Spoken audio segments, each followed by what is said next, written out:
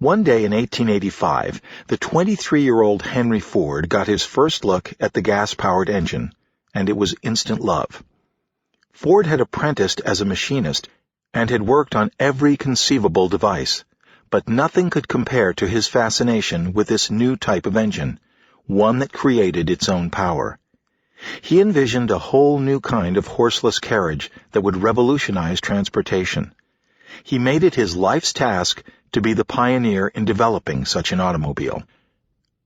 Working the night shift at the Edison Illuminating Company as an engineer, during the day he would tinker with the new internal combustion engine he was developing. He built a workshop in a shed behind his home and started constructing the engine from pieces of scrap metal he salvaged from anywhere he could find them. By 1896, working with friends who helped him build a carriage, he completed his first prototype, which he called the Quadricycle, and debuted it on the streets of Detroit. At the time, there were many others working on automobiles with gas-powered engines. It was a ruthlessly competitive environment in which new companies died by the day. Ford's Quadricycle looked nice and ran well, but it was too small and incomplete for large-scale production. And so he began work on a second automobile, thinking ahead to the production end of the process. A year later he completed it, and it was a marvel of design. Everything was geared toward simplicity and compactness. It was easy to drive and maintain. All that he needed was financial backing and sufficient capital to mass produce it. To manufacture automobiles in the late 1890s was a daunting venture. It required a tremendous amount of capital and a complex business structure, considering all of the parts that went into production. Ford quickly found the perfect backer, William H. Murphy, one of the most prominent businessmen in Detroit. The new company was dubbed the Detroit Automobile Company, and all who were involved had high hopes. But problems soon arose. The car Ford had designed as a prototype needed to be reworked. The parts came from different places. Some of them were deficient and far too heavy for his liking. He kept trying to refine the design to come closer to his ideal. But it was taking far too long, and Murphy and the stockholders were getting restless. In 1901, a year and a half after it had started operation, the board of directors dissolved the company. They had lost faith in Henry Ford.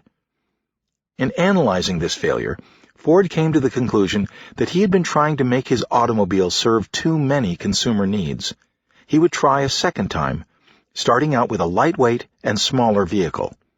He convinced Murphy to give him another chance, something rare in the fledgling automobile business. Still believing in Ford's genius, he agreed, and together they formed the Henry Ford Company. Right from the start, however, Ford felt the pressure from Murphy to get the automobile ready for production so as to avoid the problems he'd had with the first company. Ford resented the interference from people who knew nothing about design or the high standards he was trying to establish for the industry. Murphy and his men brought in an outsider to supervise the process. This was the breaking point. Less than a year after its establishment, Ford left the company. The break with Murphy this time was final. In the car business, everyone wrote Henry Ford off. He had blown his 2 chances, and nobody was ever given a third, not with the amount of money at stake. But to friends and family, Ford himself seemed blithely unconcerned. He told everyone that these were all invaluable lessons to him. He had paid attention to every glitch along the way, and like a watch or an engine, he had taken apart these failures in his mind and had identified the root cause. No one was giving him enough time to work out the bugs. The people with money were meddling in mechanical and design affairs. They were injecting their mediocre ideas into the process and polluting it. He resented the idea that having money gave them certain rights, when all that mattered was a perfect design. The answer was to find a way to maintain complete independence from the financiers. This was not the usual way of doing business in America, which was becoming increasingly bureaucratic. He would have to invent his own form of organization, his own business model, one that suited his temperament and needs, including an efficient team he could trust, and the right to the final word on every decision. Considering his reputation, it would be almost impossible to find backing. But several months into the search, he found an ideal partner, Alexander Malcolmson, an émigré from Scotland who had made his fortune in the coal business. Like Ford, he had an unconventional streak and was a risk-taker. He agreed to finance this latest venture and to not meddle in the manufacturing process. Ford worked at creating a new kind of assembly plant that would give him more control over the car he wanted to design, now known as the Model A. The Model A would be the lightest car ever made, simple and durable. It was the culmination of all of his tinkering and designing. It would be assembled along a line that would ensure speed of production. With the assembly plant ready, Ford worked hard at getting the team of workers to churn out 15 cars a day, a rather high number back then. He oversaw every aspect of the production. It was his car from the inside out. He even worked on the assembly line, endearing himself to the workers. Orders started pouring in for the well-made yet inexpensive Model A, and by 1904, the Ford Motor Company had to expand its operations. Soon it would be one of the few survivors from the early era of the automobile business, and a giant in the making. Henry Ford had one of those minds that was naturally attuned to the mechanical. He had the power of most great inventors, the ability to visualize the parts and how they function together. If he had to describe how something worked, Ford would inevitably take a napkin and sketch out a diagram rather than use words. With this type of intelligence, his apprenticeships on machines were easy and fast. But when it came to mass-producing his inventions, he had to confront the fact that he did not have the requisite knowledge. He needed an additional apprenticeship in becoming a businessman and entrepreneur.